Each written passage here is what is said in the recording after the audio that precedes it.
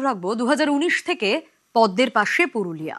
26-এ এই জেলার 9টি আসনেই পদ্ম ফুটেছে। রাজ্যে পালা বদলের পর এবার দিন বদলের আশায় পুরুলিয়াবাসী।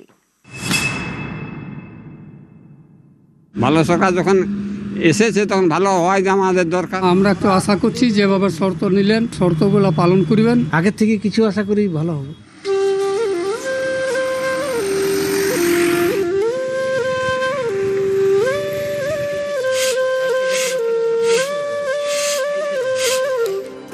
সরকার বদলেছে, এবার দিন বদলের আশায় পুরুলিয়া।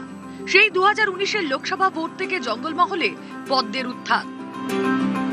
জঙ্গলমহলের গুরুত্বপূর্ণ অংশ এই পুরুলিয়া জেলা। এই জেলায় 9টি বিধানসভা আসন, একটি লোকসভা আসন। 2021-এ বাংলা জুড়ে সবুজ ঝড় উঠলেও গেরুয়ার সঙ্গ ছাড়েনি পুরুলিয়া। 21-এর বিধানসভা ভোটে পুরুলিয়ার 9টি বিধানসভা আসনের মধ্যে বিজেপি জিতেছিল 6টিতে, তৃণমূল 3টিতে। 24-এর লোকসভা ভোটেও পুরুলিয়ায় বিজেপির জয়ের ধারা অব্যাহত থাকে। পুরুলিয়া লোকসভা আসনটি জিতে নেয় বিজেপি। 26-এ সুখা জেলা পুরুলিয়ায় শুকিয়ে গিয়েছে তৃণমূল। 9টি আসনে 9টিতেই জিতেছে বিজেপি।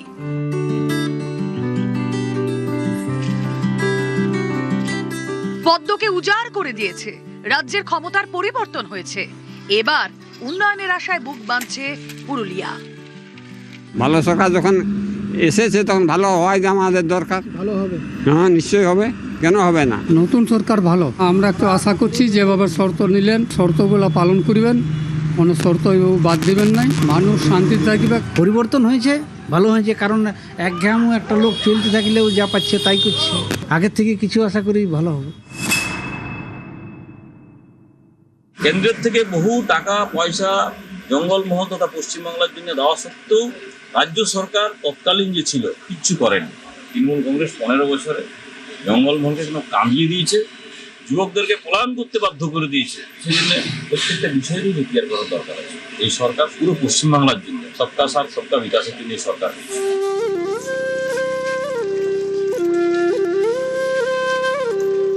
নিউজ 18 বাংলা।